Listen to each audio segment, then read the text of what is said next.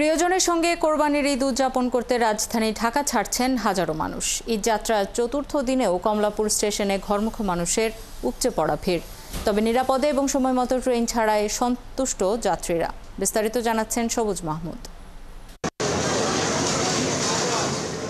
হাতে লাগেজ, কাঁধে ব্যাগ, কোলে সন্তান পরিবার নিয়ে নিজ গন্তব্যের পথে ছুটছেন নগরবাসী। মঙ্গলবার ভোর থেকেই ঢাকার কমলাপুরে ঘরমুখো মানুষের ভিড়।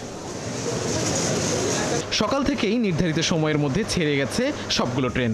নিরাপদে যাত্রা করতে পেরে যাত্রীরাও খুশি। মেট্রো থাকাতে অনেক সুবিধা হয়েছে, প্লাস ট্রেনে তো কোনো ভোগান্তি নাই। কেসারেন শেকড় থেকে শিখরে। ইভেন ভালোভাবে টিকিট কাটতেও পারছি ইনশাল্লাহ। টিকিটের তুলনায় যাত্রীর সংখ্যা অনেক বেশি, তো দেখা যাচ্ছে যারা একটু টেকনিক্যালি বা টেকনোলজিক্যালি যারা একটু দুর্বল তাদের জন্য টিকিট পাওয়াটা আমি মনে করি একটু কষ্টসাধ্য ব্যাপার। আমার পেমেন্ট নিয়ে নিছে কিন্তু আমার টিকিট দেয় না। পরে আমি এখানে যোগাযোগ করলাম, বললো যে 1 মাসের মতো ওয়েট করতে হবে। ডিবিবিএল অফিসে ফোন দিয়েছি, ওইখানে বলে 7 দিনের মতো যোগাযোগ করতে হবে।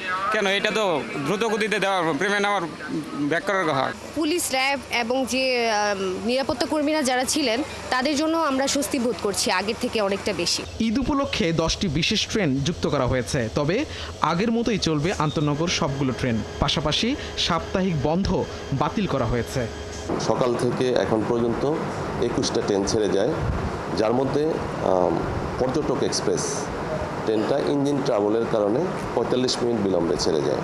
এছাড়া বাকি সকল ট্রেন সঠিক সময়ে ঢাকা স্টেশন থেকে ছেড়ে যায়। নিরাপত্তা নিশ্চিতে স্টেশনে রয়েছে পুলিশ, র্যাব ও এনআরবি কন্ট্রোল রুম। বিনা টিকিটে ভ্রমণ রোধে আছে ভ্রাম্যমাণ আদালত। আইন শৃঙ্খলা পরিস্থিতি স্বাভাবিক রয়েছে এবং সকলেই সহযোগিতা করছে। এর মধ্যে যাদের টিকিট নেই আমরা চেষ্টা করছি তাদেরকে তাদের যে লক্ষ্যে তারা পৌঁছবে সে পর্যন্ত আমরা টিকিট করে দেওয়ার ব্যবস্থা করছি। কিছু ক্ষেত্রে আমরা জরিমানা করছি, অনেককে আমরা মোবাইল কোর্টের আওতায় আনছি।